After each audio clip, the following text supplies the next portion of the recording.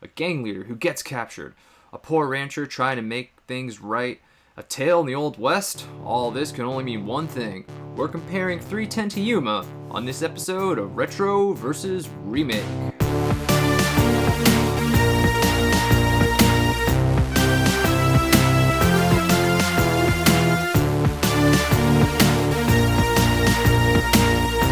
I'm Reggie Parker.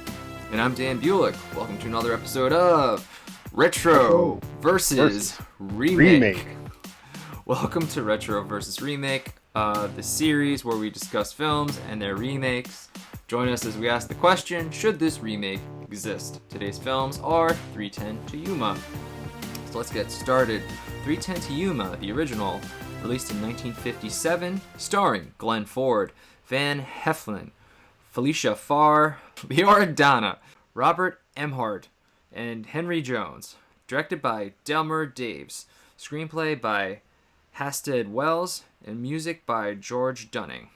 310 to Yuma, the 2007 remake, starring Russell Crowe, Christian Bale, Peter Fonda, Gretchen Mol, Ben Foster, Dallas Roberts, Alan Tudyk, Vanessa Shaw, and Logan Lerman. Directed by James Mangold. Screenplay by Michael Brandt and Derek Haas, and Halstead Wells also gets a credit here. And the music by Marco Beltrami. Okay, so the original is based on a short story written in 1953 by Elmore Leonard. Okay, so with that, let's get into what is your first experience with either film, Reggie? Well, the original film I've never seen. I've seen a lot of Westerns. This one just haven't seen it until this podcast. And the 2007 film, I definitely remember pulling out like a Blockbuster bin at some point. It was in my DVD collection, so I'm familiar with the remake. That's funny. I had never seen the original either, and the remake is in my DVD collection also. I don't remember when I bought it. Probably pretty soon after it came out on DVD, but I think I only watched it once. Yeah. So this was an interesting experience rewatching that after watching the original. I would tell you how many times I've seen it, but I don't want to tip my hand. Well, they are pretty similar films, some small differences that we'll get into. But first, a synopsis. Lots of things are the same here, so this was so easy for me to write. Dan Evans is a poor rancher. A drought has him and his family in dire straits and desperate for money. When looking for his cattle, Dan and his two sons stumble upon Ben Wade and his band of outlaws. The outlaws are robbing a coach belonging to Mr. Butterfield. During the robbery, one of the outlaws is held at gunpoint by a guard, and he demands for them to put the money back. Ben Wade acts fast and shoots his man, then he shoots the guard. Dan and his sons are spotted. Their horses are taken, but they are left unharmed. Wade and his crew head to the town of Bisbee. There they drink and inform the marshal of the robbery. After the marshal and his crew leave, Wade's crew also disbands, but Wade stays behind. He stays to sleep with the barmaid. Meanwhile, the marshals run into Dan Evans and realize they've been duped. They all decide to go to Bisbee and arrest Wade. Dan enters the bar where Wade is and they talk. Dan demands money from Wade for all the trouble he caused him that day. While this is happening, the marshals surround Wade and arrest him. Wade's right-hand man, Charlie Prince, sees this and goes to get the rest of the gang. The marshal, Mr. Butterfield, and Dan decide on what to do with Wade. Get him to contention and put him on the 310 train to Yuma, and Dan will be paid $200 for his help. First, they need to lose Charlie, so they do a swap at the Evans Ranch to throw Prince off their trail. Wade has dinner with Evans, his wife, Alice, and his two boys. Alice says Dan doesn't have to do this, but he desperately needs the money. Eventually, Dan gets Wade to contention. There, they wait at a hotel for the train to arrive. By now, Charlie and the gang realize they've been duped and look for Wade in contention as well. While in the room together, Wade tries to bribe Dan to let him go, but he refuses. Butterfield hires some local marshals to get Wade to the train station. When Wade's gang shows up, the marshals leave and only Dan is left. Butterfield tells Dan he can quit too and still get paid, but Dan refuses. 3 o'clock arrives and Dan has to take Wade to the train. Wade's gang desperately tries to kill Dan, but Dan is ultimately able to get Wade to the train in both movies and their respective ways. Very similar films, a lot of the characters' names are the same, and since they're so similar, I think the first place to start would be our characters. I think we should start with one of our leads. I think we'll start with our villain, our Ben Wade. And he's portrayed by Glenn Ford in the original. I got to thinking maybe someday I'd like to have a wife. Must be real nice, having a couple of boys like that to ride out with every morning. And then a woman like that every night. And Russell Crowe in the remake. Call him off. Why should I? Because you're not all bad. Yes, I am. I think it's actually a good call to start with this villain because he's actually very much fleshed out. He shares about as much screen time, if not more screen time, than the hero. And there's some subtle differences between the two that we can definitely break down. Yeah, the original Ben Wade, played by Glenn Ford, is just something very kind of charming about him. That definitely comes across in the screen. I think that Russell Crowe's character has his own charm as well, but I kind of like this this guy who just kind of stroll into town and he reminds me of he's always so measured, even when he's doing something completely horrific. And I think that I like that about the character. Yeah, he has a sort of almost a sense of like ease with his face, like just like his facial expressions. He's always kind of like grinning. Yeah. Like no matter what, like he's never worried. You never see him like if he's angry, you can never tell. He's always got this kind of calm grin kind of on his face the whole time. Like, yeah, I'm Ben Wade. I just do what I want kind of thing. And it's he's pretty calm for this leader of this gang. Yeah. I would say that Glenn Ford's character keeps his calm much more than Russell Crowe, who's also very calm, but just I like how he plays with the tension, Ford in this portrayal. When you first see him, his gang has the jump on Butterfield stagecoach, and he's very calm, giving out orders. Look, mister, just give us what we want. We'll move on. Let's not make this difficult. Used to doing this. And one of the scenes following that, even when he comes across Evans and his sons, he's just like, hey, mister, no trouble here. Just give me the horses and we'll move along. When he gets to the bar, and you could cut the tension with a knife. There's basically a gang of 12 guys, and this barmaid is just like she's by herself, and you can just see how tense the situation is and how dangerous the men are. But Ben has control of his crew, despite how just malicious they can be. It's a nice portrayal of a villain that could have been sort of, I've said it in the past, like a mustache twirling, pure evil. He does come across as likable, and that's probably his greatest strength. Definitely a likable character. It's pretty hard to believe that he's like a bad guy. He easily could have been a good guy if he wasn't robbing people. I mean, he's very charming. Like we said, he's just very calm, and he doesn't seem to have any like malice or like viciousness to him, as opposed to Russell Crowe's character, who we get to see kind of unleash this rage and just like, oh yeah, that guy's pretty evil. I guess it's almost like Glenn Ford's Ben Wade. It's almost like it's a little fuzzy. Like, is he really a bad guy? Because you don't really see him do anything too bad. You see him shoot his own guy in the beginning and then shoot the guard, but he doesn't get like a sense of enjoyment out of it. And he was, like you said, he was really calm when he had to do that thing and make that decision. But there are times in the remake when you do see Russell Crowe and he has to be kind of vicious, and that calm, charming guy is completely gone. You're just like, whoa, okay, this guy's bad. Gotta stay away from him. Yeah, and I'll get more into sort of Russell Crowe's kind of like backstories. We talked about some of the other characters, but there is that ambiguity. Like he does sort of skirt the line. Like he's quoting Bible verses. His gun is called God's hand. He has this this demeanor about him at times where he does something very similar to Ford's portrayal, where he's just, I'm calm. I hate to have to do this to you, but it's the Wild West. But then, like you said, when he sees an opportunity, he'll go to insane extremes to get things done, whether it's stabbing the guy to death with a fork. There's a time where he tries to kill Dan Evans with his bare hands, and you see way more of that in Russell Crowe, and he even sort of tells multiple characters throughout it that, look, if I was a nice guy, like I know you might think I'm a nice guy, but if I was a nice guy, you think that band of lunatics would be following me? You have to be cutthroat to be Ben Wade, and Russell Crowe exhibits the ruthlessness and why this particular person is so feared across the land. Yeah. And I like how they kind of justified that in the remake. He's like, yeah, I do have to be this evil in order to control these guys. Because we not only get, like, more Ben Wade, just being, like, ruthless, but we also see, like, you know, Charlie Prince being a lot more ruthless in the remake, too.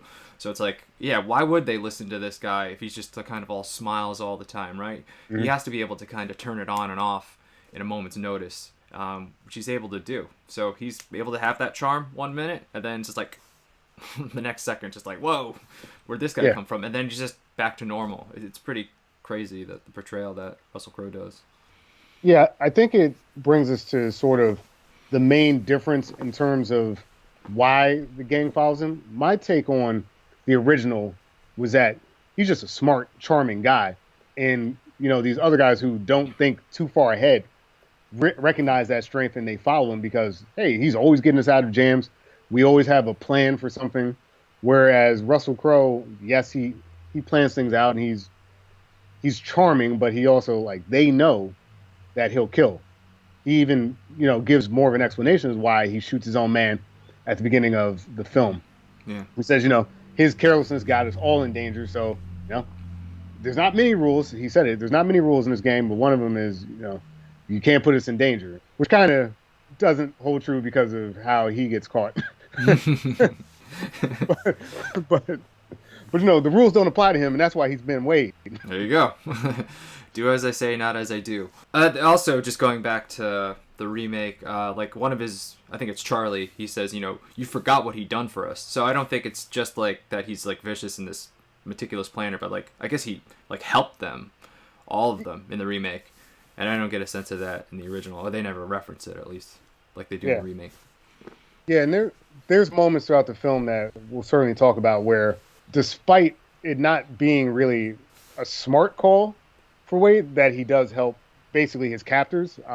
That happens a few times in the film. So, you know, there is this internal battle that this bad man is having with exactly how bad of a man is he. You know, he's struggling with that himself. He's definitely really bad. He'll shoot a guy point blank. He'll shoot a guy in the back. He'll stab a guy. Like, you know, he'll do all those things, but it is that duality of like Protestants 3:27 says, but also I'm gonna bite your fucking face off. Yeah. But I mean, he also sort of has like a code. He kind of gets into this at the dinner at Evan's house, but you know, he kind of justifies to Dan at one point. He's like, well, why didn't you kill me when we were sleeping? You could have killed any of us. He's like, well, he took my horse. So he almost has these reasons that to justify, like you said, why he shot his own crew member, because he broke the rules. He didn't follow the rules. He put us in danger. And then he also talks to another member of the posse transporting Wade. He's like, you know, this guy killed women and children. He's like, seems to really detest him for doing that, right? Mm-hmm. So as vicious as Wade is, he won't attack, like, I guess, the helpless, you know, like that. Like, he won't or without justification, especially, like, well, he took my horse, and that guy is just a piece of shit, so that's why I had to kill him, and that guy put us in danger. So sort of has his own code. Yeah, and I would say that what's different about this Crow portrayal is that code and his logic is actually persuasive. And now the original Ben Wade is a persuasive character, but Russell Crowe, like, clearly is outlining, look, like you said, that guy will kill women and children, but he did it for the good guys. He's constantly negotiating with Dan Evans where he'll say, dude, why are you doing this? You know, like, this isn't enough money. All these people are going to abandon you. There is no upside for you to continue on this kind of fool's errand, as it were. And that is true in the original film as well. The remake, because it's a little bit more fleshed out, this character, it's a much more persuasive argument to me as a viewer where I'm like, dude, the odds are stacked against you. And as we get later into the film, I would say the odds are worse for our protagonists in the remake than they are in the original. I definitely do want to get into a little bit of the barmaid conversation because I think in both films it does lay out sort of who this guy is or like some of his travels. The first note I had for the original film is they were talking to that bartender for quite a bit. I did not catch her name at any point until after he slept with her. Yeah. Like, I don't even think she had a name, but he's a slick guy. He comes in and he talks about, well, it must be lonely out here by yourself. Any other young men in town? And she is smitten. Think you'll ever get back to Bisbee? Oh, it don't look like it. I ain't complaining. I got something to remember. And we get a little bit of his backstory because he remembers her from some blind Irishman's bar or something like that. It sounded like a brothel to me. I don't know. You just see more of that. Green eyes. Yeah, you're a little skinny. Your eyes aren't. They're not green, but it'll do. Like, here's a guy who's kind of just saying all the things that are kind of off about the chick, and he's still gonna be able to seduce her, and I think that's part of that charm. Riding by. Her name is Emmy in the original, and then I don't know why they changed it, but it's Emma in the remake, and she's portrayed by Felicia Farr in the original, and then Vanessa Shaw in the remake. Yeah, the barmaid in the original, at least to me, from a line's perspective, I think she had the more memorable line. Like after they do the deed, she says, some men you see every day for 10 years and never notice. Some you see once and they're with you the rest of your life. And at that point, I had to quote her as just bartender because I didn't know what her name was. Yeah, that's the power of that original portrayal, the way that's it. You meet this guy once and, hey, he's not that bad. But the reality is he is that bad. Whereas in the remake, I don't know, like, I thought they could have done more with the barmaid there, where he basically just draws her like one of those French girls, and he's basically like, oh, we could basically escape to Mexico, and she's like, oh, that's crazy. I'm like, why? Why is that crazy? It seems like a decent plan. I really don't have much to say about the remake barmaid, but I thought that using the barmaid as this introduction to the charm of Wade was a good touch, and it comes back into play later in the film in a way that we'll discuss. I mean, they definitely talk a lot more in the original, so I found like that the pace that they kind of moved seemed kind of natural. I was like, okay, so I did you think that they had met before in the original? No, I just thought that he was just that smooth of a talker, that he just kind of picked up on something. I don't know, like he gave me this sort of juxtaposition from his gang, where like the gang comes in and like, we're rough men, and he's like, guys, where are your manners? Right. I felt that maybe that's why her guard was down with him. Whereas in the remake, it didn't seem as natural, like the hookup. I thought that she was in actual danger because he's like behind her, he touches her neck and stuff. And I'm like, all right, is this guy going to do something bad? Because we know he's capable of that, and it's not that. So it felt like a weird way to get into that scene, where I think the original actually handled it better. Yeah, it moved a lot faster in the remake, so I just assumed that they already knew each other in the remake, whereas the original, they might have known each other, but I guess the way Wade approached it, they didn't necessarily have to know each other. I thought the whole setup with the two of them was just done better overall in the original. I would agree. And, even giving her that line, more impactful. It shows you, again, that this is a man who is impactful in a lot of people's lives in good ways and bad ways. And also, like, just how ridiculous it is that he's basically being cuffed and she's still, like, smitten. And he's just like, well, maybe I'll see you sometime soon. And it's like, you kind of believe him. It's like, yeah, this guy's fine. What's the problem? Yeah, it is cute how she kind of follows him like a puppy dog. She's like, well, where are you going now? I gotta go to jail, darling. Just jump in my stagecoach. Yeah, it's definitely a lot more charming when it's done in the original as opposed to the remake. I don't even remember if she goes outside to follow him at all. Her character's done just a little bit better in the original, for sure. Yeah. It's one of those things where it's not really a big net change in terms of what you're saying, but I think that you really need that scene in the original to flesh out this character, because without it, there's really not anything that you know about Wade. Yeah. You just know the local bad man, as it were. Yeah, and we're dealing with two different movie times here. The original, just say, is like about an hour and a half, and the remake is 2 hours. It's just a little over 2 hours, so there is more time to flesh out Ben Wade, and we definitely get a lot more moments with him in the remake that aren't in the original. Absolutely. Yeah, so to your point, that scene's very important just to see again how charming Ben Wade is, and just that gray area. Like, am I rooting for this guy or am I not rooting for this guy? Because at that point, you're still not really sure. It's like, is this my hero? I guess it could be my hero, maybe. Well, let's just say this. You're right. In the original film, that is a reasonable question. You know, like, he doesn't seem that bad. You know, I know you're telling me he's a tough guy. Whereas in the remake, I definitely know why Russell Crowe shouldn't be free anymore, because of what his gang is doing. What he's doing is displayed is not very good, and they just, it doesn't really matter how charming you are. I keep going back to this. When you stab a guy in his sleep with a fork, you know. Yeah. You know, all the Bible quotes and nice words don't make up for the fact that he's a stone cold killer. Do you want to pick which one you prefer, or? The portrayals are actually so different. Mm-hmm. I guess I like that Russell Crowe is fleshed out, and I think he does a fine job with his performance. I actually still kind of like the original, though. I just sort of like his pace. He's the most influential character in the entire film. Like, I would say without him, it's a much more boring film.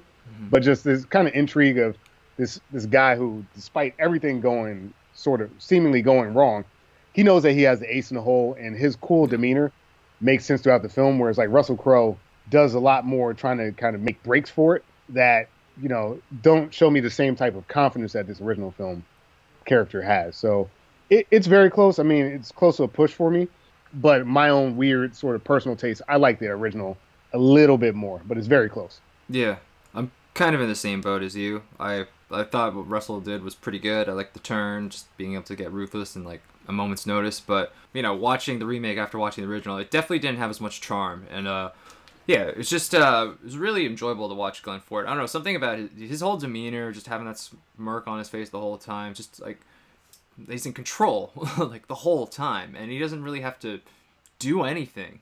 Like, yeah. Russell Crowe had to do things to just kind of prove to us that he's this leader. So sometimes less is more, I guess, and it just gives it a little bit more edge in the original for me. Yeah, and I'll even say, even the way that they find out about essentially the plan to take Wade to the train to Yuma. In the original film, Ford basically says, no, see what I do is I put a guy here, put a guy there, and, you know, eventually someone's going to come get me. Yeah. It's more planned out, where in the remake, Russell Crowe has to actively do things to try to escape, and it's just not, like you said, it's not that same level of control. And there's just something about that, as you mentioned, it's a charming, fun portrayal, and I'm glad to have seen it, because, like I said, I'd never seen the film before. Yeah. And it's like, wow, I like this actor. I might check out some more of his stuff, because that was pretty cool. So, slight nod to the original. Yeah, just a little trivia here. Glenn Ford and the barmaid, Felicia Farr, they both worked with the director before. So that's probably why you enjoyed both of their performances so much. Nice. All right, so that's our main villain, so to speak. I guess we'll go to our main hero, our Dan Evans character, portrayed by Van Heflin in the original. You know, I never have been able to give you very much. And sometimes not even enough food for you and the boys. Well, maybe this will be something worth remembering. And Christian Bale in the remake. You just remember that your old man walked Ben Wade to that station. I think where the Ben Wade characters pretty different portrayals. I think these portrayals were a little closer together, a little bit harder to kind of distinguish one from the other, but I guess Bale just gets the benefit of having a longer runtime, being able to flesh out more of his character's backstory. Yeah, Bale gets a lot more sort of exposition about his backstory. They give him the hitch in his step, which they're able to reference, and, you know, how he kind of came to be the rancher that he is. So that really helps. I think, honestly, when you're talking about both of these characters, really, It's sort of a blank slate character. Really, how you feel about him is how others that interact with him feel Right. about it. Yeah. So it's nothing that either one of these actors is necessarily doing that's giving you a strong feeling about them either way. But like, I mean, we just have to reference in the remake, Christian Bale's family really doesn't like him. Like they really like they're shitting on him from the beginning of the film and honestly throughout 90% of the film. It's just you're no good, you're broke. Look at everything that's happening. Yeah. I'll never be you. Yeah.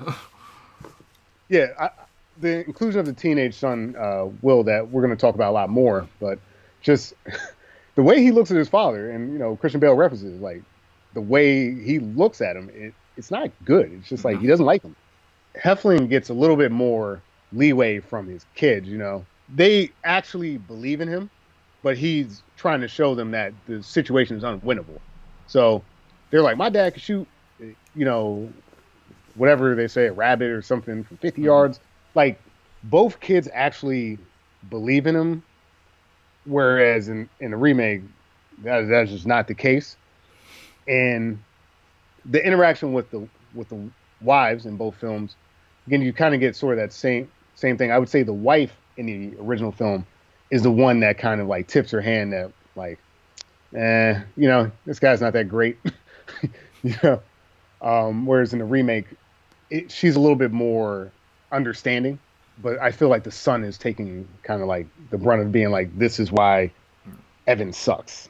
Yeah. I mean, I didn't get too much of the wife kind of putting him down in the original. I'll just talk about the actresses really quick. So Alice is the name of the wife. She's portrayed by Leora Dana in the original. Don't go through with it, dear. No, I've got to. Oh, Dan, I don't want a hero. I want you. And Gretchen Mol in the remake. He's a killer, Daniel. Then someone ought to have the decency to bring him to justice. I didn't really get a sense that she was kind of like regretting being with him, or that she thought he was less of a man or anything. You're right. There's not a lot there. She kind of has like this one moment, like an aside, where she says, more or less like, "Oh, should have done something," or like, "What'd you guys do?" And he's like, "Well, there was nothing to do." And she's like, "Oh yeah, that makes sense." And and later on, she references that like that line. Yeah, it's so short, like you said, that I didn't even really write it down, but it's more or less being like, can't just let stuff like that happen. He's like, oh yes, we will, because there's like 12 dudes. And I think that's what the original Evans is really good at, just kind of like outlining the stakes in a way that people actually accept. Whereas Christian Bale, they're asking a lot from him in a way that's kind of unreasonable. But I say all that to say that the wife, at a later point in the film in the original, does say that, look, if I said something that made you think that this was a good idea, my bad, you get that moment in the film, and that line in the original film makes sense, because why are you doing this, Dan Evans? Why are you doing this? Whereas the remake, Bale has the advantage of actually explaining why he's doing it.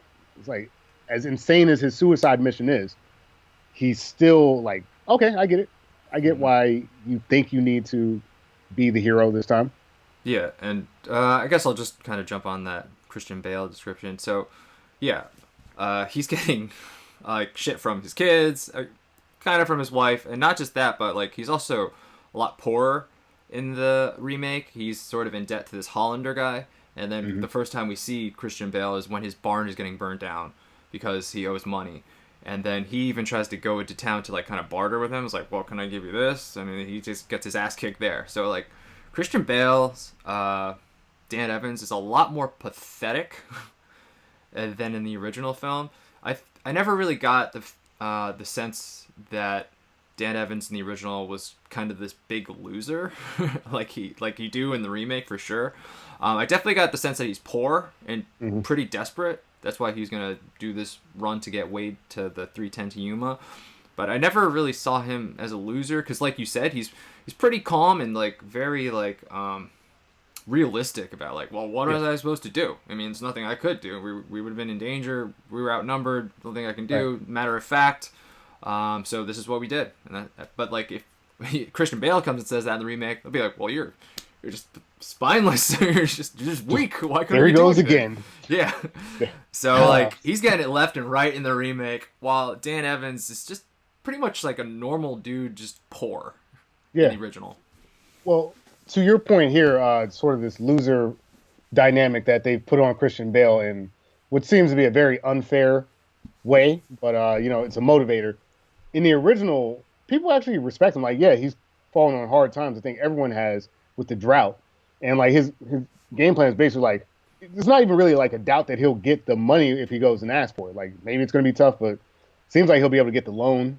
And he makes a promise there. It's like things will be better when I come back in just 6 months for some reason. But like in town, they say that Dan Evans is the best shot in town. Right. So he's got the respect of the townspeople. Are like, hey, look, we know this guy kicks ass and he's trying to be humble, but Dan Evans can shoot all these guys. And like, you have a respect for the character in a way that Christian Bale has to really work for it in ways that are wildly extreme and completely inappropriate, to be honest.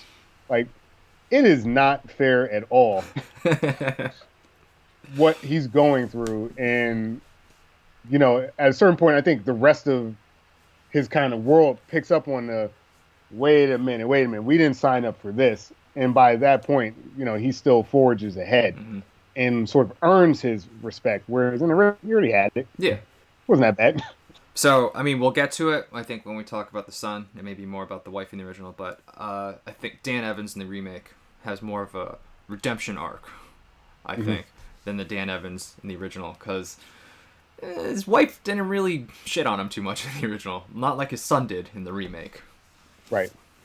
No, it's a much more extreme portrayal. Like you said, the sons in the original, I took it as just, youthful ignorance that they thought that they'd be able to like take out this gang of cutthroats. And he's just like, no, we're going to get our cattle and we're going to leave. It's like, oh, they took our horses. We still have our lives. And in the remake, they're like you said, it's just pathetic. Everyone's just, like we said it, but everyone's just really, really shitting on him. And I think Bale does a good job of also coming across as loser. The way he falls down when the guy's like, your money's no good. Like, the railroads are coming. I'll make more money off your land than with you off it. Like, he is at the end of his rope in a way that is, like you mentioned, desperation. He truly is desperate. The original, I feel like maybe he could make do, but he has to go on this crazy journey to try to get back some sort of humanity, really. Yeah. I don't want to give our verdicts about the Dan Evans character yet. I think we really need to get into the son in the remake to really fully go into that. So the remake has a son, or we just have the son more as opposed to the original. I didn't even think they changed his name. I think the son's name in the original were Matthew and Mark, and I think in the remake it's Mark and this William character who we'll get into. So in the remake, Dan Evans has a son, William, portrayed by Logan Lerman. I told you to stay home. I left home. You turn around right now. Your boy ain't protecting you. He's following me. This is the eldest son who just constantly shits on everything Bale does. He's disobedient, doesn't listen to him. And in addition to that, once Wade kind of comes into the picture, he could see that he's like kind of admiring this guy that Dan Evans is trying his best to put in jail. There's an element to that. As we talked about sort of Wade's backstory, it comes out a little bit later in the film because there is that moment where William does literally say that he can't be that bad, and Wade tells him, he's like, oh no, dude, I'm bad. Like, I'm a very bad guy. And there, to me, felt like this sort of tension of like the father not trying to lose his son. I mean, he's already lost his respect in a way, but he doesn't want his son to lose respect for common decency. Right. And there are kind of parallels to the Wade story and like William's own life that could kind of play out so that William could end up being another Wade. And I think that tension is there. Because Wade, really, his backstory is he's a good guy. He used to read his Bible and say his prayers just like you. And then his daddy died and, things happen, and now he's this ruthless killer. And the son is, I guess, at that point in his life where he's becoming a man, and the question is, what type of man is he going to become? And this little journey lets him play that out a bit. Yeah, I think Evans says to Wade at one point, like, he's got a much better head start than you, and then Wade's like, it doesn't really matter at this point. You could tell your son wants to be like me. So, there's that struggle as well, in addition to just, like, I don't know, just getting some respect from your son. Yeah. So, it's a twofold conflict when it comes to Dan Evans and his son William in the remake. I was worried when I was watching the remake, because, like we said, he's not a character in the original. Mm-hmm. And, the addition of kids where they weren't is usually, like, bad. Case in point, we were just doing War of the Worlds a couple weeks ago. There was no son we had to worry about, and then we both hated Robbie. What's his name? Yeah, Robbie. We hated him so much, and I was like, oh no, this is going to be one of those kids that comes in, just fights with the dad the whole time, and he's going to hold the whole group back, and just going to be, like, the weakest link in the whole bunch. And I'm so happy to say he's not that at all. He is a very strong character. He is very helpful, and there's none of that minor squabbling that I was worried about at all. Yeah, I was with you. Like, when he showed up at first, I was like, oh, same thing. I was like, oh, geez, they got the kid now. It's going to be all about you suck, and we're gonna waste so much time with this bickering. And luckily, it doesn't happen. I mean, when he first, comes upon him, because really William's not supposed to be there. No. To your point, he was told to stay home, but he doesn't respect his father, so why would he listen to him? Luckily, he did sort of show up, because the first thing he does is, I can't believe you let this guy in shackles get the jump on you. And he's like, Christian Bale's like, keep your gun on him. He's like, yeah, I'm going to do better than you did. You suck, man. I hate you, Dad. Can't do anything right. God, get back on the ground, Mr. Villain guy. We're going to take, like I say, he's a great, strong character. There's not really even that moment where you would expect him to kind of screw something up or, like, take it too far. He pretty much serves his purpose throughout the film, whereas, like, we get more about Bale's backstory. We get more about Russell Crowe's backstory with William being in the mix. He has not only that moment there where he makes a save, but also towards the end of the film, he makes a save. And, like, everything he's doing is building out the arc for both sides. And it's actually showing us sort of the common aspects of our villain and our hero, and kind of how this, I've said it before, but, like, how this character could be either one of them. So what's he going to be? Is he going to be on the right side of the law? Is he going to be on the wrong side of the law? And there's arguments in this world for both. Like Wade was saying earlier, the good guys aren't always that great.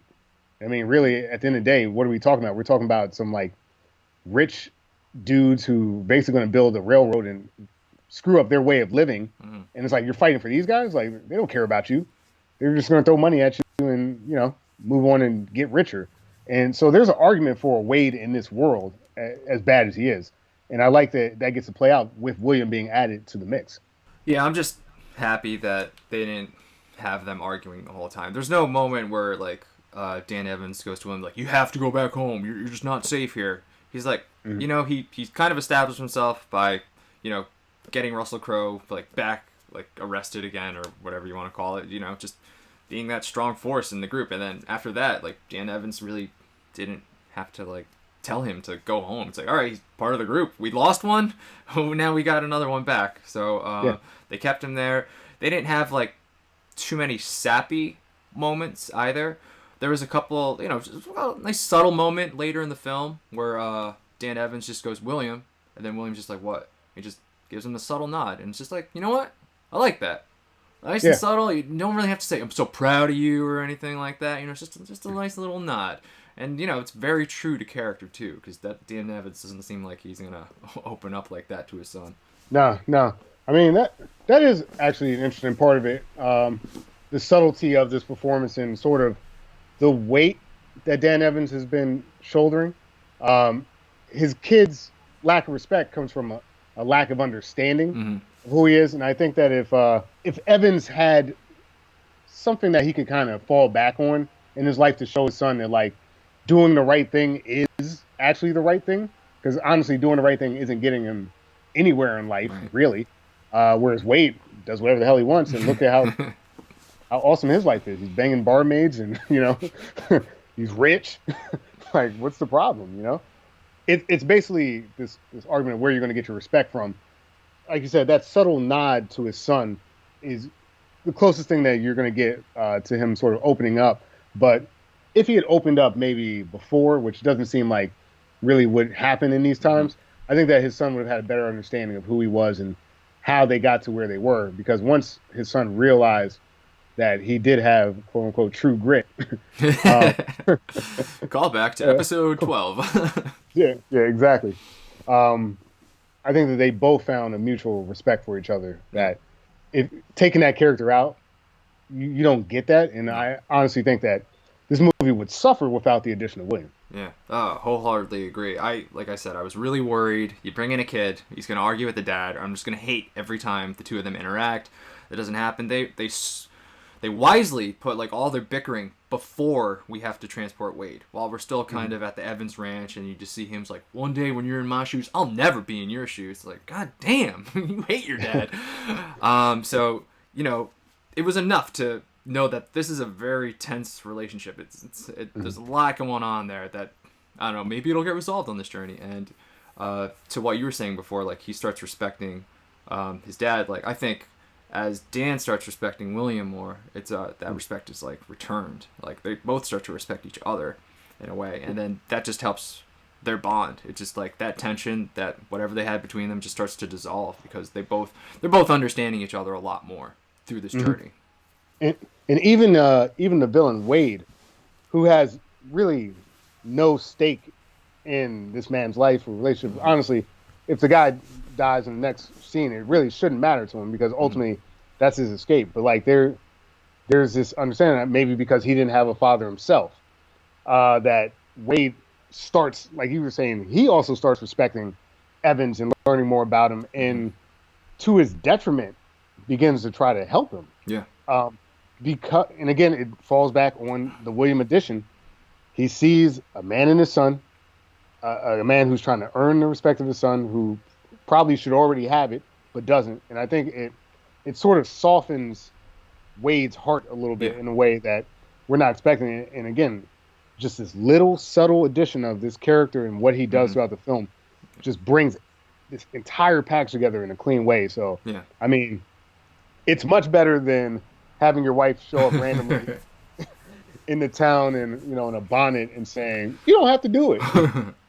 Yeah, especially since, like I said, I didn't really get the sense that Alice didn't really respect him as a man. Yeah, like you said, the kids, they love their dad. Our dad could shoot you. He's the best. The people in the town, Dan, you're the best shot in town. So I never really got that sense that he needed to sort of prove to his wife that he was a man. But sure as hell, like Dan Evans in the remake needed to prove to his son that he was. So I don't know if you have anything else to say about the original, because we don't have that father-son dynamic. It's sort of the husband-wife dynamic, but it's not really as really necessary, I'd say. But as they do in the remake. Yeah, I'll say this, that we often see in our films like kind of like character swaps and things switching around. The wife, again, randomly jumping on her horse and carriage and like showing up doesn't really add much to the film. Like I said, even the one thing that you could take as like an aside or like a slight against him, she is like immediately apologized for it. It's like, if you thought that I was trying to say that that you weren't a man, I am not saying that, and don't do this because they're like, we're good, like you said, there isn't that tension with him and the people around him. It's like everyone likes him, and there's not really a reason to be here other than, you need a little bit of money, and the drought's making it rough for you, and hard times make hard men, I guess. But in the remake, that respect is needed. I mean, like, there's some line at one point where it's like, over the past 3 years, I've asked God, cut me a break, any break, and we get a deeper understanding of why he would do this, and William is a huge part of that. So I'll say that everything that William does in the remake gives us an actual reason why Dan Evans needs to get this man on the 310 to Yuma, whereas in the original, it's kind of his code of honor. You know, if the town drunk gave his life, I can give mine. You know, it's a weak motivator. Right. You know, I guess other than, yes, he has a good sense of duty. But this remake is like, yeah, I got a sense of duty, but like, come on, man. Like, just let me have this one. You know? Right. And to the point where the villain's like, let him have this. Can this guy get a fucking break? No, I want to add something. We didn't talk about this scene. So you said that the son makes sense for Dan Williams to kind of do what he did. The son also kind of makes sense for why Ben Wade kind of turns at the end. Because like you had mentioned, Ben Wade was going to kill Dan Evans at one point. And then Dan Evans has this moment of like, I'm not really a hero. Turns out this whole war hero thing that he kind of had wasn't really the entire truth. It turns out like he was only in one battle, and it was like he got wounded while his men were retreating, and he got shot by one of his own men anyway. Right. So it's like he's not really a war hero. And he's like, you try telling your son that. And Russell Crowe's like, shit, man, your life's even worse than I realized. So okay, yeah, all right. So it gives Dan Evans like the motivation, and then it kind of gives Russell Crowe this motivation to like help him out. It's like, I'm gonna help you, man. Let's get my ass on that train. So William is nothing but net positive, great addition to the remake, and I think he really kind of makes the remake. Like without him, I don't know if the remake works. He's the glue. He's the glue. Because otherwise, you have a sort of generic, nonsensical trek to a train station, and the train station in the entire journey becomes a metaphor for a father and son. You know, it's just like, look, sometimes the things that we do for our children, they don't make sense, you know, but like you need that respect for your son. So like you're saying, it's a net positive. You know, it's just, again, like I was talking about the weight and William getting to point that out. It's just like, this guy, I don't know if I think his son is aware that that's how he got injured, and, you know, that's feeding into it. I think that like all of this stuff that he's been carrying, which really isn't his fault, but it, you know, to this point, that hasn't mattered at all in his life. Like he's not on the ranch. Like in the middle of the gunfight, Evans says, "Look, by the way, I'm not stubborn. Like I don't want to live in this ranch. Like my youngest son has tuberculosis, man. Like I lost my foot in the war. My wife hates me. Son hates me. You know, I'm poor." And it's just like in the middle of being murdered, he's just like, "Come on."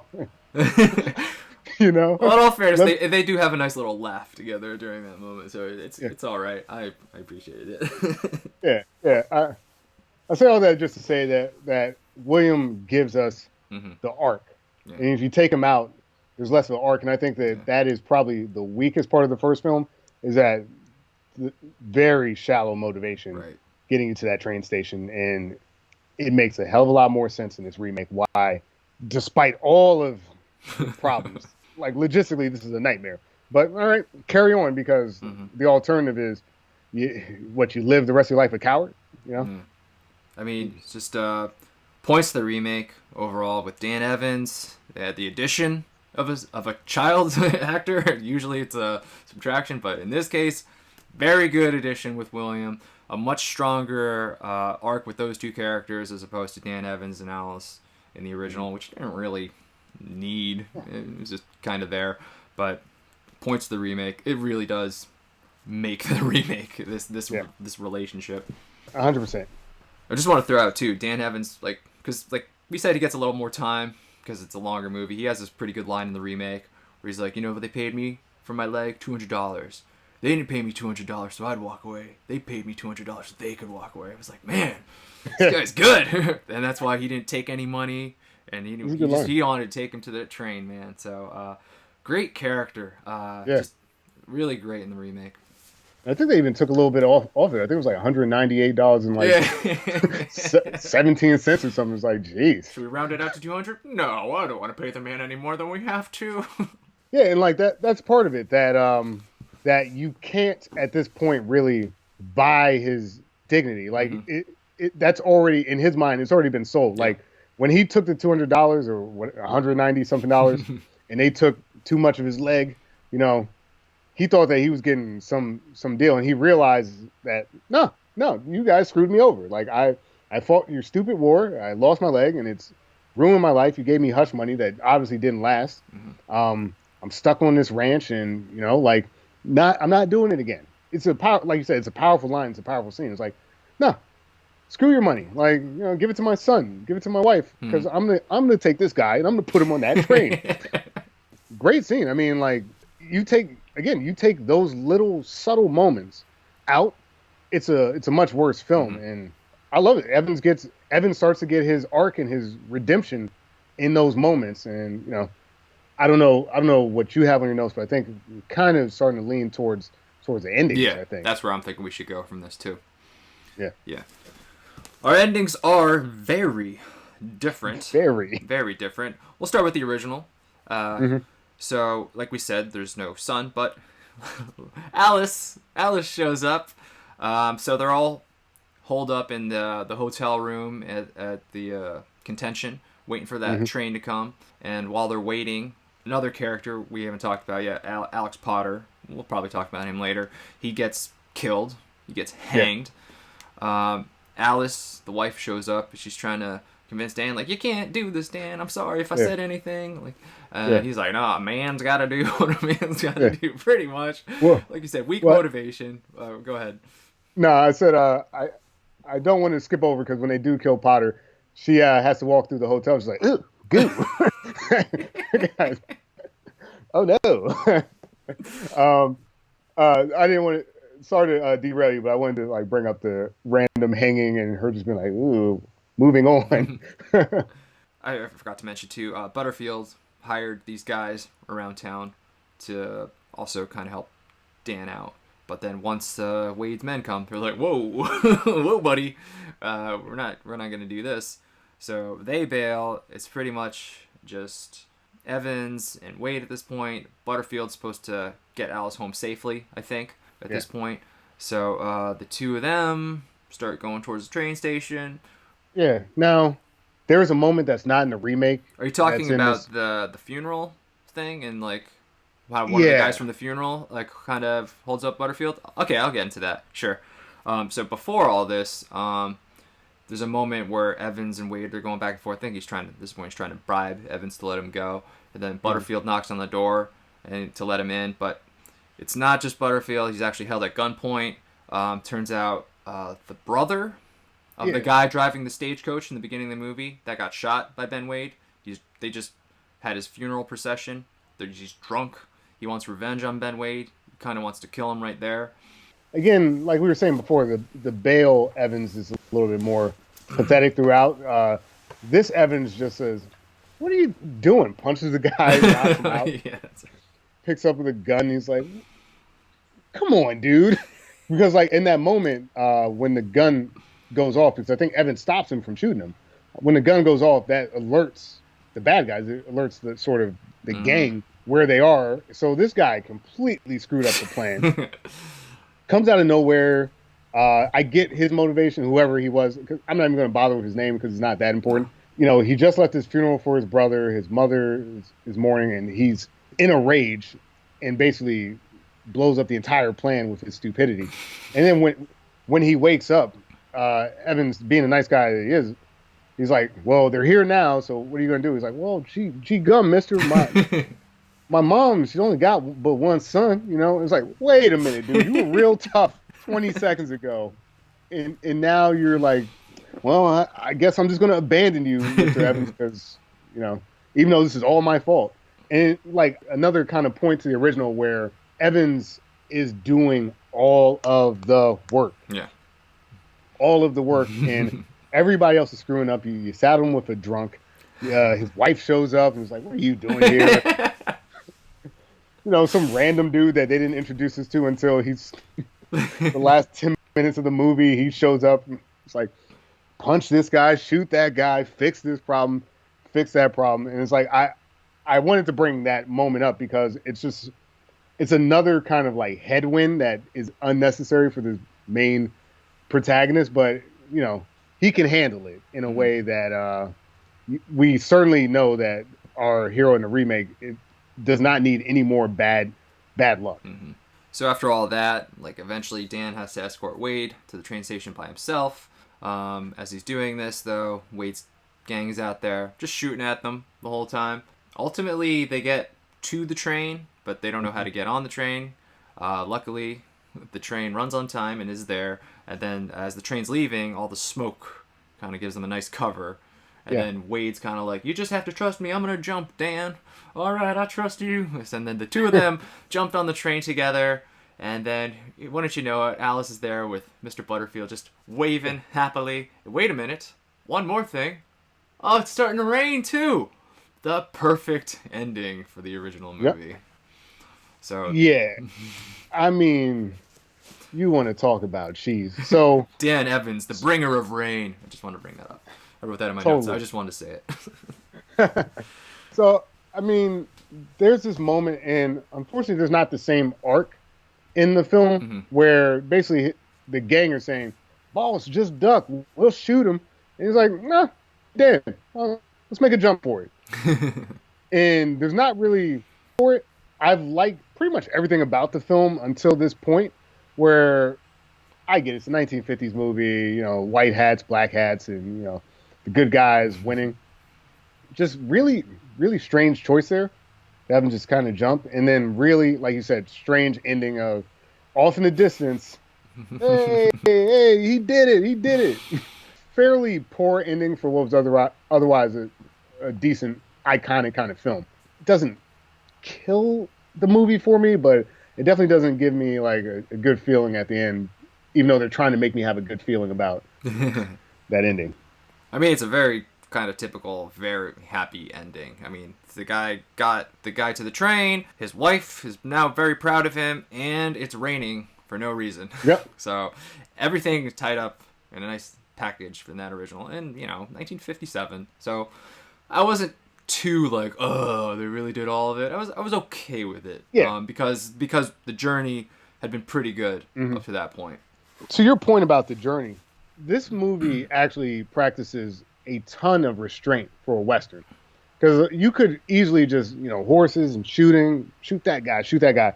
And most of the film is kind of two guys negotiating the terms of letting one of them go. And there was a lot of space for that to be really boring. And I think that mostly Ford and his Wade is what's carrying this film. But he's like, why don't you take a nap, Dan?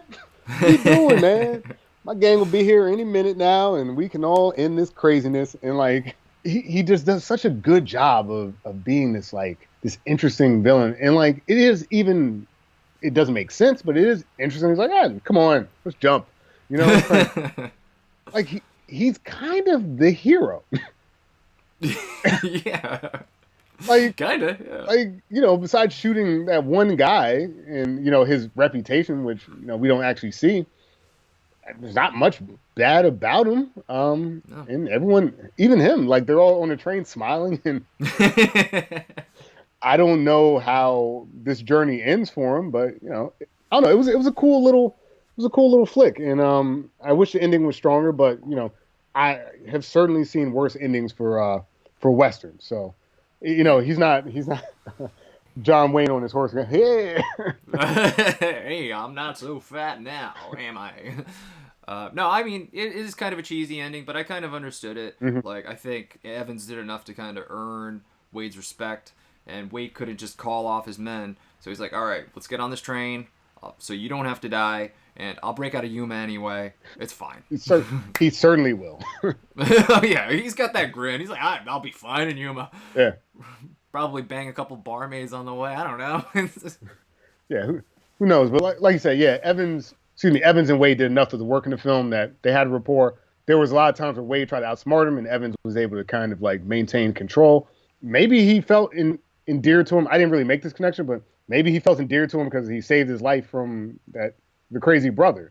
I don't maybe loose. Maybe. Yeah, could have been a factor. But basically every challenge that he was presented, he overcame, and like you said, maybe that was enough to give him the respect to actually get on the train.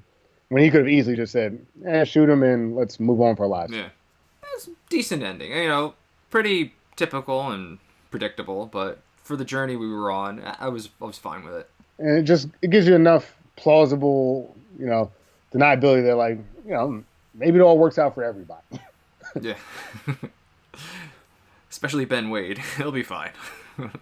There's just something about that charming son of a bitch that I think, he'll probably get off at the next stop before they even get to Yuma. It's just a very different ending that we get in the remake. I'm not even sure where to start with this one. I think where you start is, man, it gets really crazy, actually. You're right, where to start. Yeah. But I would say, like, when he's kind of shooing William away and it's like, look, your mother needs a man at the house. Like, this is not really a winnable situation. It's actually much worse. It's not just the gang. They actually hire random people in the town to start shooting at him as well. So it's like 20 men versus Evans, and it's not looking good. And, he doesn't want his son to have, like, a bad fate. And he's like, look, kid, it's not worth it. Go home, take the money. He negotiates more money for his family than the 200. He's like, $1,000. You heard him say it.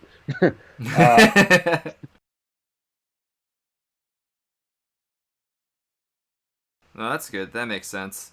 So pretty much Charlie and the crew arrive and they find Ben Wade in the hotel. And then they're kind of talking. He's like, you could say a few words to him, but you don't say much. And then after they talk, Charlie's like, all right, $200 right here, $200 to anybody who shoots any of those men that are holding Ben Wade captive. And this is after Butterfield already hired those marshals. So they're like, whoa, you just say the whole town is going to do this? All right. So they just put their guns down. And they're like, we surrender. Mm-hmm. And then everyone's like, you should surrender too, Dan. He's like, oh, I'm not gonna. Well, it's a good thing he didn't.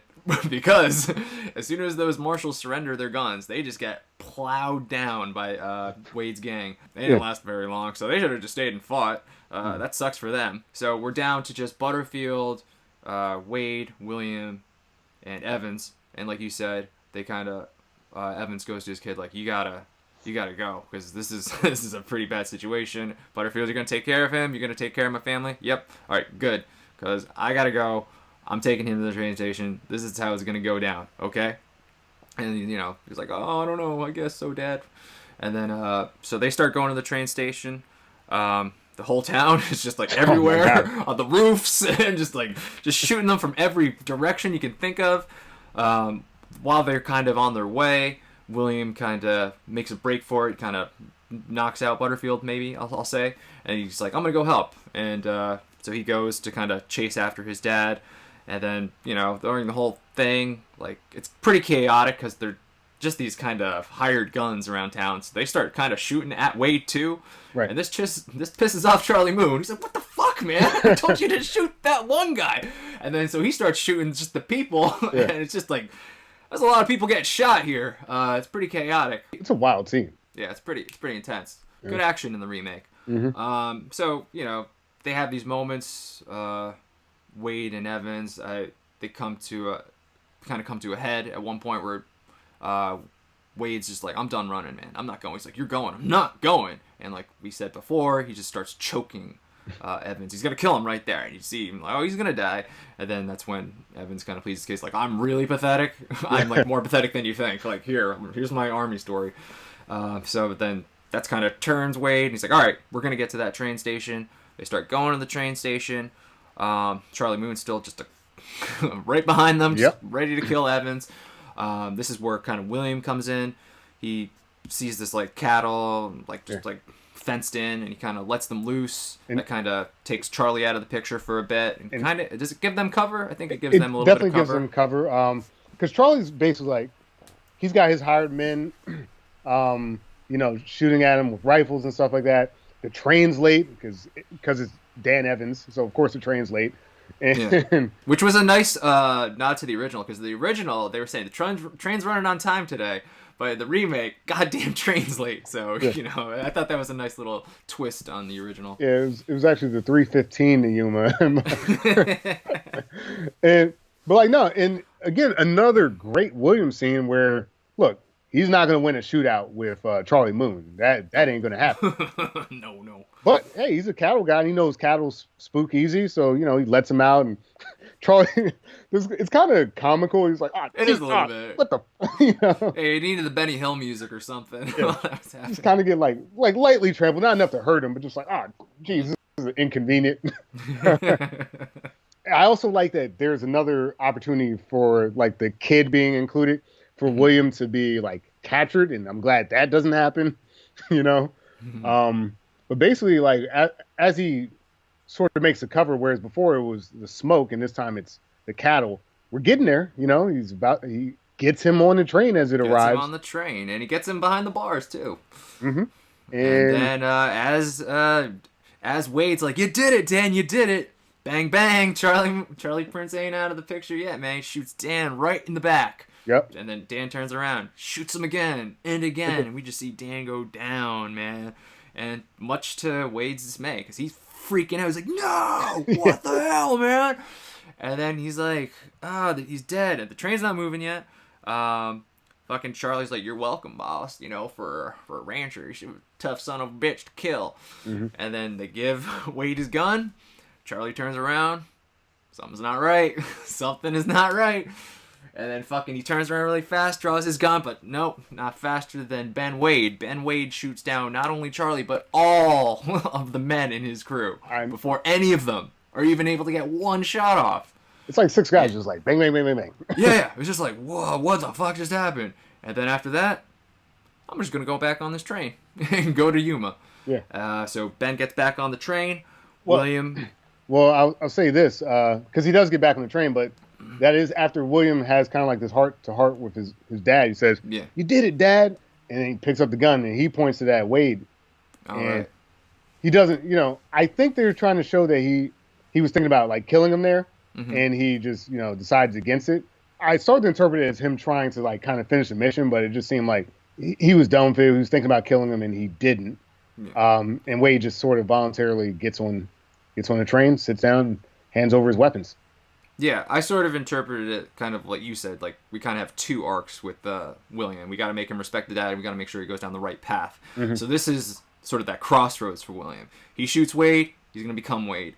He lets Wade get arrested and go to Yuma, then he's going to go down that path that his dad wanted. So that kind of completes William's arc there by just letting him go down that train. That's how I interpreted it. Absolutely. And we talk about cheese a little bit. Might be a little too cheesy, but it makes sense that as the train's going, Wade whistles and the horse starts following him. And it's like, all right, so he's going to escape at some point. I mean, sure, why not? I mean, like I said, I enjoyed the ride. It was a good journey. So a little bit of the horse following the train, it didn't bother me too much. Yeah, it was like, he's got another trick up his sleeve. You know, this may not be the end of Wade's story. And for sure. The movie allows for it because, you know, although he is our villain and he does some very villainous things throughout the film, by the end, like you say, he's mad that they shot Evans. You know, he's like, man, the guy had it, dude. Like, you didn't hear his war story. He's really pathetic. I really wanted to help him. And it's like one of those things where it's kind of like that ending sort of shows what the original did really well, which is that Wade was not bothered at all about his situation at really any point throughout the film. He was just like, I'm captured for now, but I won't be at some point, so I'll take a nap. Whereas like here, you know, with the horse being there, you kind of show that like he always had a plan up his sleeve, and like it was really a symbolic victory because even though Christian Bale gets him on the train, it's for like 2 seconds really, and he's gunned down, but like the symbolic victory is there. Wade always knew that he was going to be able to escape in some capacity, so he was kind of just like trying to let the good guy have one, and you know, it gives him that arc of, all right, you know, he's not all bad, in a way that I think actually really helps the movie a lot. What'd you think about Wade's reaction there at the end, though, to kill all his crew? That's what kind of, when the first time I watched it, it was just like, why'd he do that? They were kind of doing what you think they would do. They would try to, you know, bust him out, make sure he doesn't go to jail. And then the reward is just to be gunned down by that. You know, it didn't sit right with me the first time, but I mean, I understand why they did it in the remake, because if they're alive, that train's not going going anywhere, right. And everybody's going to die. You know, so they have to be eliminated somehow. Otherwise, all hell's going to break loose. They kind of in a way, kind of wrote themselves into a corner because killing Evans is obviously a remake edition, and if you're gonna kill Evans, you also need a way for that to have meant something, and for him to just kind of write off his crew is like, son, your daddy was a good man. Like, I think that wasn't necessarily the right way to go. You would then have this problem of William trying to get revenge for his father's death at some point. So I think to have Wade just say, that was a good man, didn't deserve to get gunned down. I'll just put that in his weird morality. Like, to be honest, both films don't do a lot of good work making you understand why any of it is happening. So I'll allow for the killing. It's not great, but what else are you going to do there? I'm struggling to find an alternative. Yeah, I couldn't think of any other better way to really end that, because it's like, well, if they're going to kill Dan, you kind of want to see him get revenge, and you don't want to see the kid do it, so kind of Wade does it, but then why does Wade do it? It was just a little gray for me, but, like I said, it was a pretty good journey up to that point, so, if he's going to do it because, I realized this was a decent guy, and you guys shouldn't have done that, so bang, bang, bang, bang. I was like, okay, why not? Yeah, I mean, it is weird. I guess we didn't really get a chance to talk a lot about Charlie, but like Charlie's a bad guy, and they really want you to see that throughout the film. Unlike in the other film where Wade basically has like scouts throughout towns where they may take him, Charlie's like actually trying to figure out where they took Wade, and he burns a guy alive. Who's like, I'll let you out of this lot coach if you tell me where he is. It's like, he's going to Yuma. And it's like, all right, cool. All right, go fuck yourself. It's pretty brutal, actually. So I think maybe the director or the screenplay is trying to show you Charlie's not redeemable, but it still doesn't quite make sense. But I'll give it to the movie because, like I mentioned, neither film really patches up all of the logic. So, but whatever. Yeah, right. Like, Ben Wade just wanting to get arrested and go to Yuma isn't quite solid and kind of the original. So, all right. But I guess overall, I think the remake's ending for me just resonated a little bit more. I think, just having the better arc definitely helps. And just seeing it to completion, and sad ending. It sucked. I forgot he died in the remake, and I was kind of pissed. I was like, damn it, he lived in the original when he do it. But it's a great action sequence too. In the remake for sure. So I'll give the nod to the remake for how they handled things and wrapped it up. Yeah, it was a much more interesting shootout. There was a lot more tension. You also have the advantage of Charlie just kind of like lurking throughout the scene, and like they're closing in on him. So it's a much better action sequence. Gives Evans a little bit more to do as well. Like there's these little moments where he got shot in the foot, but hey, it's the foot that he's not. Yeah. That's true. It's his amputated foot, So the one lucky straw he gets in the whole fucking movie.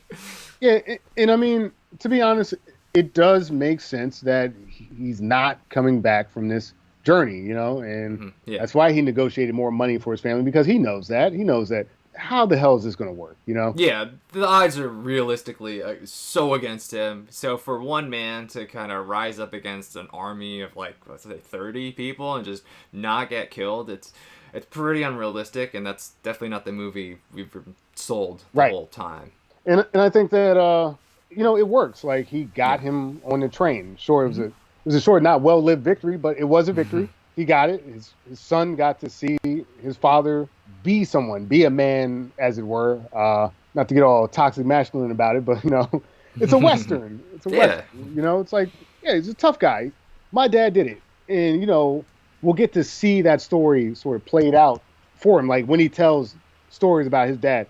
My dad took in Wade to the 310 to Yuma. Like, exactly. When nobody else would, when everybody else walked away, my dad said, "No, I'm doing this," and then he could take that with him the rest of his life to tell his kids, his grandchildren. Yeah, we didn't really talk about it much, but for some reason Wade draws in this film. Like, he draws things. William picks up this book, and it kind of spurred him to actually go out and fight for his dad. But he picks up this book of his. It's a Bible that Wade had drawn in, and it's a picture of his dad, like, guarding this prisoner and stuff like that. And it's like, that's something that he'll be able to keep with him, as well. Yeah. So, was it a foolish thing to do?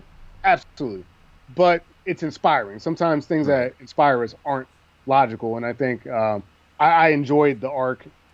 Sucked that he died. Like, even like you said, even the villain is mad about it. So I don't know. It was a good ending. It was a good ending besides the weird shooting part, but I don't know what else you do there. Yeah. No, it was good. I really enjoyed it. And, Um, and I mean, if you're gonna make Wade as charming as you did, like keep that guy away from your wife. Am I right?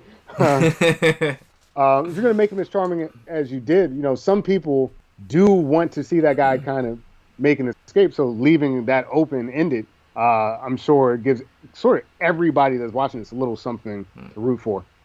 yeah, I don't think anybody watching it didn't think Ben Wade would be able to get out of Yuma. I don't think anybody thought this is the end of Ben Wade. I don't think, especially since he walked in himself pretty much after he was already freed by his crew. So he's just kind of, all right, fuck this crew. I'll just break out and start a new crew. I'll do it the Ben Wade way.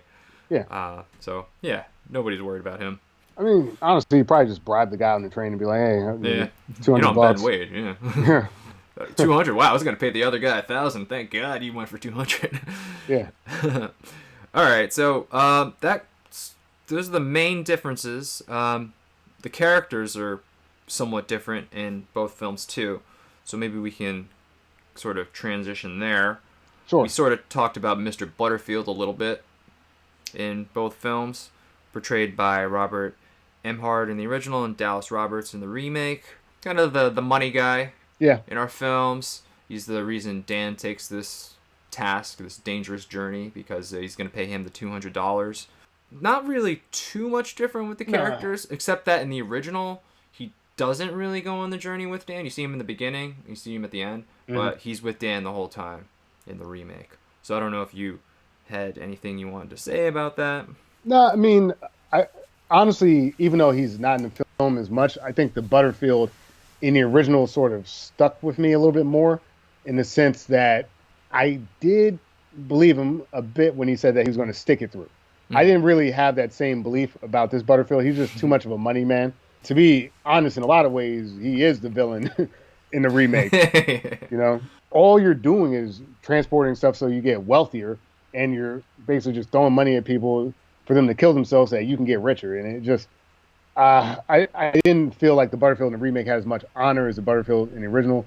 And that Butterfield ultimately does kind of quit, but it's understandable, how much we really going to expect from him. But yeah, I don't know about you, but for me, even with less screen time, I liked that Butterfield a little bit more. He doesn't abandon Dan in the original, right? Evans keeps referencing he's gonna leave you, but he never flat out says like I'm done, like he does in the remake, right? I think they kind of just like Evans is just basically like no, don't worry about it. Like I got a plan, like watch my wife, more or less. So he's still kind of with him throughout it, which is why I guess we see him at the end. So Butterfield, for some reason, is more important because he is in the ending, like in the original. Like, I'm not really sure why, but like I said, he seemed a little bit more honorable to me, so I liked him more. I was confused, kind of in the original, because like, why are you just sending Dan and this drunk guy?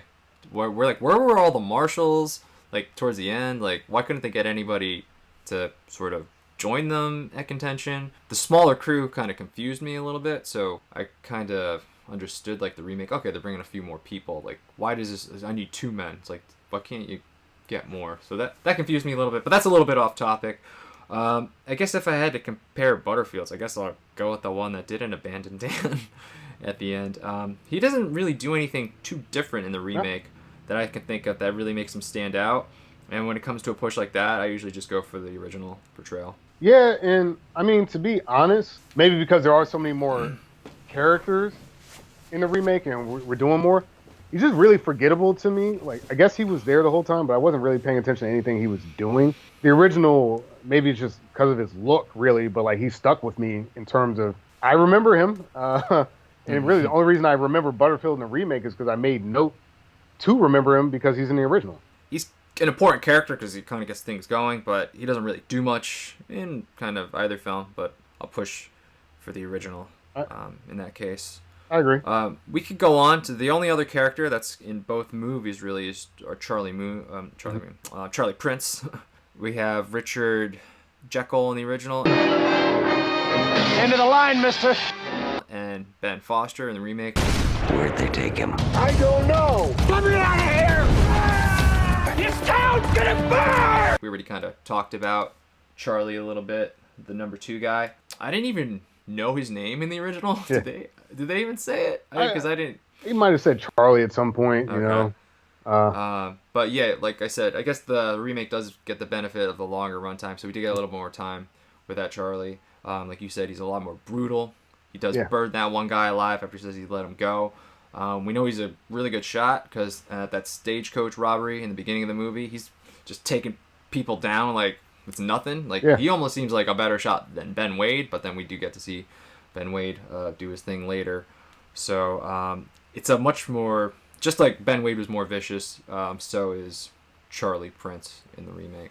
Like you said, Charlie Prince in the original, he's there, but he's barely distinguishable from anyone else in the crew. You know, I guess he's a little bit more important because, you know, he's looks out for him. Like, he's literally the lookout, like, basically trying to see where he is. But in the remake, there's just so much more for him to do. He keeps the crew together when he gets caught, reminds them where their loyalty should lie. What he done for us. Ben Foster's got a really creepy voice going on there, too. He was great, by the way. He was great in this movie. It's a great portrayal. So, I mean, I'm tipping my hand here, but the remake, Charlie, is just heads and shoulders above. He's a menacing figure. He's a brutal figure. He really elevates the stakes because it shows you how bad and badass this group of men are and what they're capable of. So he, to me, does feel like we should be worried about this guy. Like, you know, Wade's got some morality somewhere in there. Charlie does not seem to. Perhaps that's why they kind of kill him off at the end as well. But like, just a better character, great portrayal.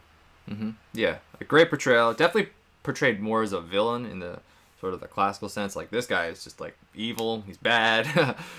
He doesn't have any of that charm that Ben Wade has. That's for sure. Yeah, it's a great portrayal. Like, every time he was on the screen, you were just kind of like scared. Like, what's this guy gonna do next? Because he's kind of just does whatever the fuck he wants because he's just really the villain, and he does kill our hero in the end. He's a piece of shit, but he's portrayed great. In the original, he doesn't really do much. He's looking for Ben Wade. He's sleeping on the hotel lobby a long time. Like I said, I didn't remember hearing his name. He gets more screen time than the other men in the crew, so he's a little more known than the other guys to me.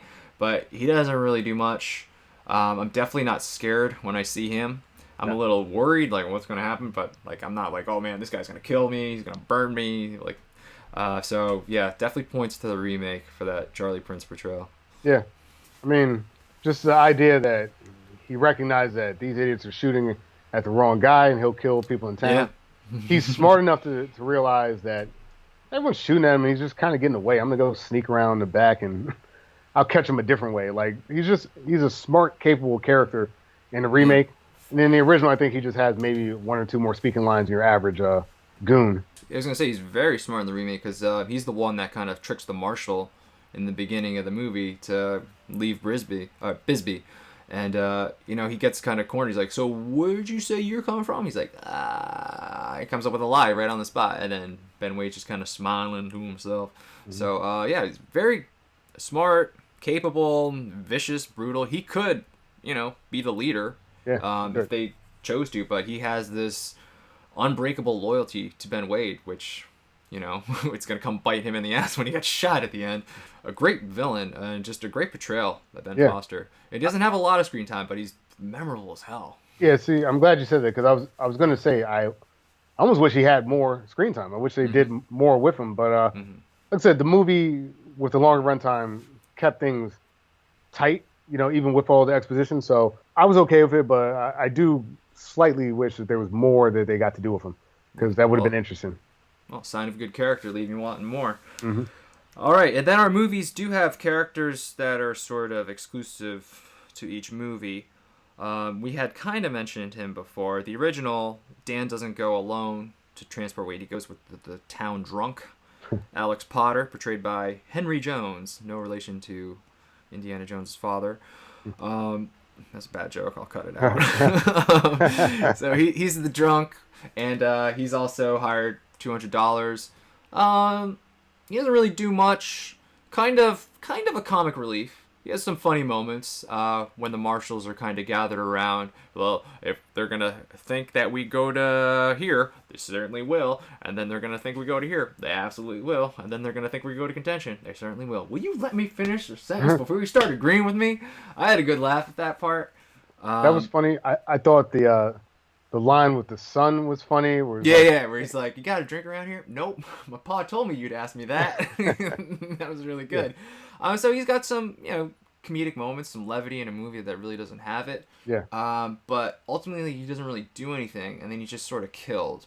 That kind of sucks. He kind of has an arc because he's a drunk, and then he kind of doesn't drink anymore. But it's not really to the front, that arc. So I don't even know if he really quit drinking or if he's just like, I'm just gonna not drink for 2 days. I wasn't sure about that. It's one of those things where, like you say, he doesn't do much. In fact, a lot of what he does is not helpful to the crew. But in a way, that sort of quote unquote incompetence is actually his biggest strength, because he's actually elevating our hero by being the drunk. Right. And then at the end, he's the closest thing to motivation in the entire film. Because there you go. That's true. Because if the town drunk can give his life, and so can I. It's what was the point of all this if Potter's dead and this man doesn't go to jail? And look, comic relief in a movie where there's not really that many characters. You got comic relief. He's actually a sidekick that didn't abandon him. He stuck it. He stuck it through. Gave up his life and showed that even, I guess, the worst of us can find it in us to be the hero or the best of us, as it were. So yeah, for as little as Potter's doing, he's doing a lot, and I like the character enough. Some of the jokes can get a little cheesy, but overall, pretty good character. Yeah, that's true. I forgot that he was kind of the motivation for Evans at the end. So yeah, he's more important than I remembered. So yeah, pretty much not a pointless character, because his death does mean something. It does help our main character. He does not die in vain. So yeah, pretty useful character, I guess, for our main character. Not really so much his own story, but just to help Dan Evans do what he needs to do. It's close, man. Like you were saying, it could just be a pointless another guy who just happened to die, but making his vice so apparent, it actually elevates him and the main character by the end. So he's our guy going along with Dan Evans in the original, and like I said before, there's a few more people traveling with him in the remake, and maybe we can kind of do a comparison after we do all three of these characters. But our first person traveling with Dan is Byron McElroy, portrayed by Peter Fonda. He's our Pinkerton. He was, I guess, in charge of guarding the stagecoach in the beginning of the movie. He actually gets shot doing that, but he gets saved. And he also kind of has this backstory where he's maybe he's not so good, because there's that he might have killed Apache women and children that Ben Wade keeps bringing up. And ultimately he's thrown off a cliff by Ben Wade. Sort of similar to the Potter character. What you have here is someone who ultimately isn't very consequential to the film, but gives us a sense of, I always call it universe building, but it's a Western, and we're seeing shades of gray. It's not all black hats and white hats. This guy might kill women and children, but to him they were in a sense, he doesn't really respect. He sees the Indians, as it were, as kind of savages, and you do whatever you want with them. So Wade is a villain, but he's look, man, I wouldn't do that. I'll do a lot of things. So it shows you sort of the scales of justice aren't necessarily as apparent. Even though he gets shot and gets thrown off a cliff, the fact that he has somewhat of a backstory kind of elevates the morals of the film. So, I respect him for that aspect. Yeah, I think he kind of gives Ben Wade this line at dinner. I'm not going to quote it verbatim, but it's something like, all men are just in their own eyes or something like that. Yep. Kind of trying to justify like this evil stuff he's done and the evil stuff that Byron's done. Like, it's not so evil to us because we did what we had to do. Mm-hmm. So he's one of the guys. He was saved by Doc Potter, another character who travels with our crew, portrayed by Alan Tudyk. Not really a doctor, actually a vet. I guess kind of there for comic relief. Again, a character I wasn't exactly sure like why he was on the journey. They make him go on the journey, but he doesn't really do much, and he ultimately dies as well, getting shot in the back. Yeah, Which sucks because, man, again, another role where Alan Tudyk just dies, just like in Serenity. Spoilers. Yeah, it's just one of those things where you got the joke, you got the vet joke, and it's funny. I thought it was funny. It was like, what kind of doctor are you? Yeah. It's like, it's good to have a patient that can talk back. But after that, you're right. I personally wouldn't have wrote him into the journey. I would have just said, hey, he's a vet. He helped out. Thanks, man. And we're moving on. Thanks, Doc. Bringing him along didn't do much for the film. Like I said, I guess it sucks that he dies, but did it really ultimately matter? Which is why I don't think I even would have had him on the trip.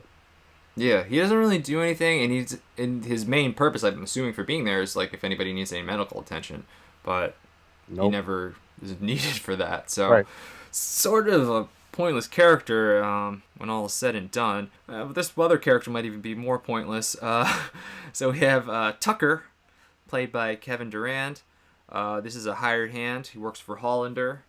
He's the one that burned down Evan's barn in the beginning of the movie. He's the one that sings "They're gonna hang me in the morning," and then he's the one who ultimately suffers the fate of getting stabbed many times in the neck with a fork by Ben Wade. Kind of a prick character who dies a violent death, so you're not really too sad about it. This movie does do a decent amount of this, of just kind of like fodder, as it were. Just like morality doesn't really matter. We're gonna kill this guy off because it shows you that Wade is actually vicious, Right. So they're there to tell us things about the character that don't even really necessarily need to be said. Like the original film just kind of skips it out, right? Yeah, I mean, if you don't have anything to add about Tucker, I guess we could just do like which one do you think was better between Alex Potter and then the McElroy Potter and Tucker combo? I mean, your point before, I'll start. How you said like Potter was kind of that last driving motivation for Evans to kind of go through it. It just right there just makes the crew in the original like more significant because nothing McElroy, Potter, or Tucker did, even, I mean, kind of their deaths. I think their deaths are referenced a little bit by Evans, but we know it's not about that. We know this is about like you got to prove it to your son, and we're following that arc more than redemption for these three guys. So I'm gonna give it to the original Alex Potter there. Interesting that one guy is able to do the work of three different guys, and it's like the deaths, like you said, are important in terms of the action in the film and showing you just how intense this movie can get. All right, see you, buddy. They're not great characters. They don't do much of anything. And I'll take Potter because his death means slightly more than their deaths. Yeah. Like their deaths just sort of show that Wade's a bad guy, but we already know that. Yeah. Yeah, the killing of Byron and Tucker by Wade just seemed a little redundant. It's like, okay, he killed Tucker and we're just gonna, I mean, he got the shit beat out of him after that. But like then he kills Byron. Luckily he escapes because I'm assuming if he didn't escape at that point they would shoot him for, this is the second guy on this journey that you've killed, and yeah, we gotta stop this shit. So they probably would have shot him if I don't know. It just seems redundant at that point because you already killed one guy. It showed us how vicious you are. You're killing another guy. I mean, I get it. Maybe because now we have the son coming in, so we don't need two guys. So let's get rid of one. We'll just. But yeah, kind of redundant characters. Done pretty good as one character in the original. Yeah. I think that if you can make a plausible argument that one character is on balance with three different characters, that just shows you that, like you said, the word redundant is an appropriate word. You don't need all of them. I mean, you can definitely take the vet out. Definitely. Like, There's no real reason for him to be there except for like one joke. I guess to show that one guy's tough because I've been shot before, but then it doesn't really matter if he's tough because he's gonna die soon anyway. So um, unnecessary characters. You probably were better off with just having William somehow slip into the camp at some point, or maybe bring it down to just one guy instead of three. Yeah, one or two. You definitely don't need all three. Slight lean towards the original because, like I was saying, to be honest, if you take Potter out of it, there's no real reason why anything in that movie has to happen past that point. It's true. I don't really have anything else in my notes. We kind of covered it all. The music? Do we have that theme song? 310 to Yuma theme song? There is a lonely train called the 310 to Yuma.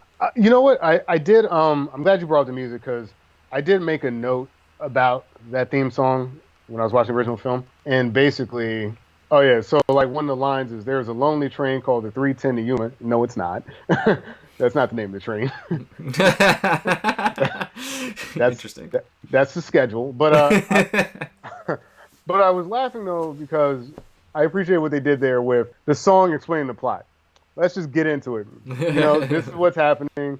I said this is a classic move, and it's like I'm gonna watch his carriage slowly travel across the West while the song plays out in its entirety. But at least I know what's happening now. So the original theme did not need to be in the remake because we fleshed out the story, so you didn't have to sing it. Yeah, I don't really have anything to add about the music. The theme song was a little cheesy, but it's a Western made in the 50s, as it's expected. We don't have it in the remake. I'm just not sure if couldn't tell. I wasn't really familiar with the melody. I wasn't sure if there was like a version of the theme song in the remake. I couldn't tell. Maybe people who listen to this can let us know if they kind of orchestrated an instrumental version of the theme song. That's my big question. I'm just curious if they did that. Yeah. If not, fine. I thought the music in the remake was still pretty good. Especially like the emotional scenes, like between the father and son. I thought really captured what was going on there very well. The remake does a good job with just like tone throughout the film. The closest thing to a memorable song would be the "Hang Me in the Morning." Like, that's a great song.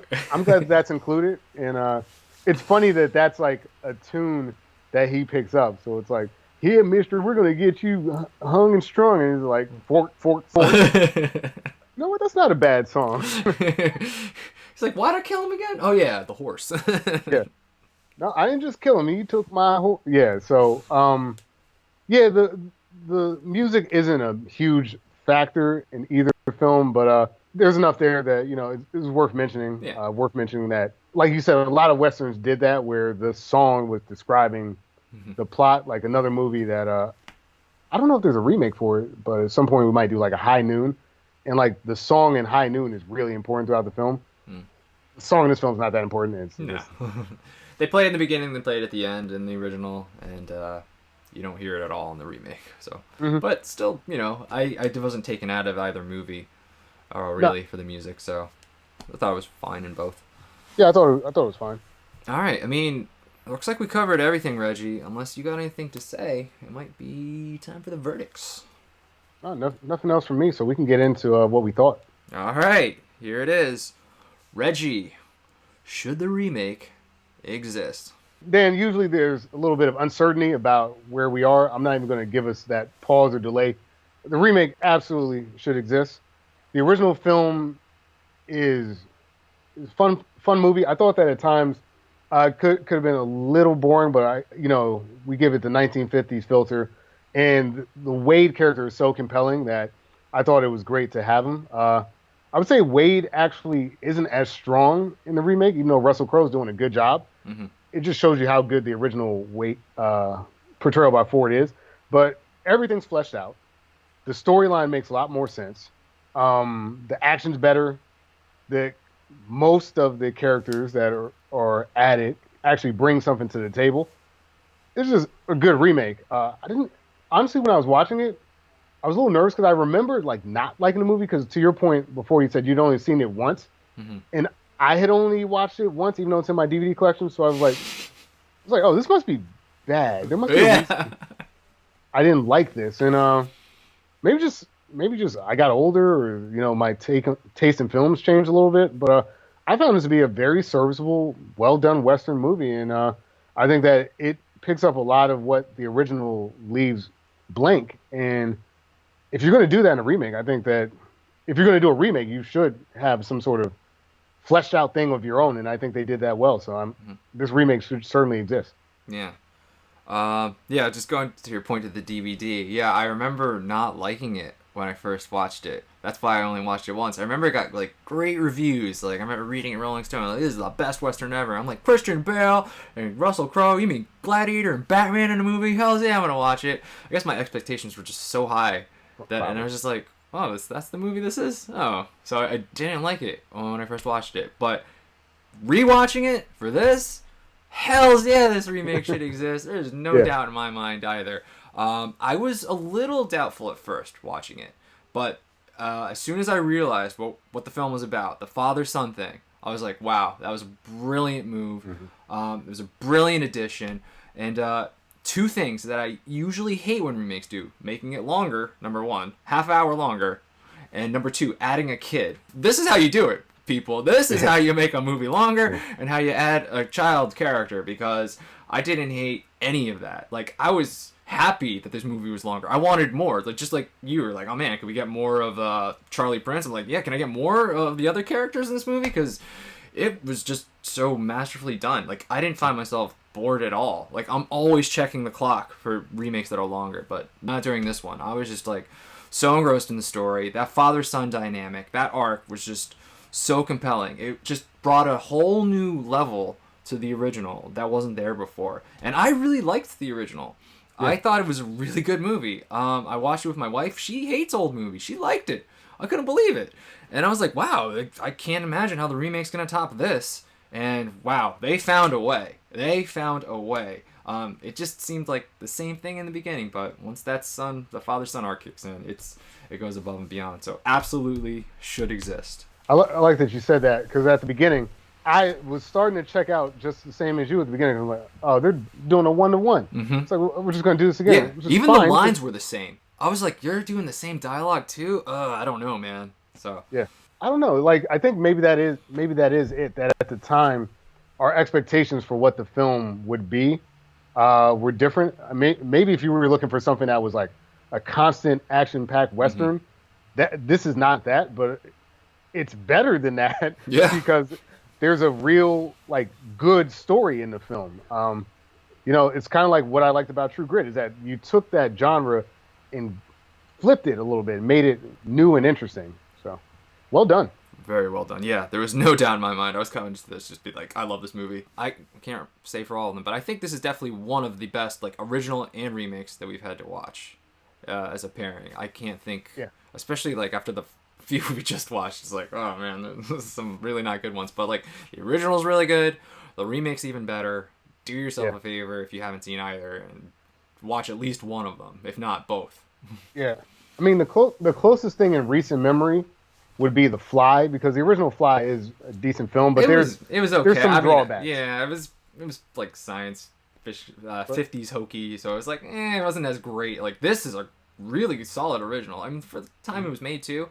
And the decision to make it black and white, we didn't even talk about that. That was a really good decision, because a lot of those 50s colors just kind of take you out of it a little bit, and just like kind of just looking at shit like, man, that just doesn't look right. But this is in black and white, so it might be hard at first to like know who's who, which one's Ben Wade. But I thought it was overall a good decision to keep black and white, and it still holds up today, the original. Completely holds up. And, to your point, let's put a pin in that, because you're right. I cannot think of another combo of films where both films got this type of praise from us. There were definitely moments in the original that could have gone all wrong, but like I said, that Ford portrayal is just so compelling for some reason. He's just a charming as hell guy, and you're rooting for the bad guy. And in this remake, what they do well is the bad guy starts rooting for the good guy. It's interesting, like the movie does this complete flip on us, and I'm glad that we watched both. Yeah. where do we go from there? That was a really good pair of movies. Yeah. I mean, unfortunately, I think we're going to have to pick another film, and I think we're going to be disappointed. So maybe we'll pick a bad one on purpose, so we know we'll be disappointed. I mean, we did The Producers, but I could see us doing like another type of comedy. Yeah, I was thinking comedy as well. Was that one, The In-Laws, right? The In-Laws? Okay. We brought that up before, and we never committed to it, so maybe this is the time, Reggie. All right, so The In-Laws it is, Reggie. All right, so The In-Laws it is. All right, excellent. Well, thanks for listening to this episode of Retro versus Remake. Definitely let us know your thoughts if you'd see either film. If you haven't, we highly recommend watching these films. Very good films. Retro versus Remake is on Twitter, Facebook, Instagram. If you follow us on YouTube, definitely leave a comment and let us know what you thought. If you're on iTunes, if you can give us a 5-star review, that'd be greatly appreciated. No, that's it for me. Definitely, like I said, we've been monitoring just like social media and the YouTube. We're getting some great comments. I'm glad that people are enjoying the show because I really enjoy making it. And it's movies like this that make it all worth it, Dan. Yeah, definitely. And it's gonna be a while before we run into some good ones like this, but yeah, it's all right. Comes with the territory. All right. Well, I'm Dan Bulick, and I'm Reggie Parker, and this has been another episode of Retro versus Remake.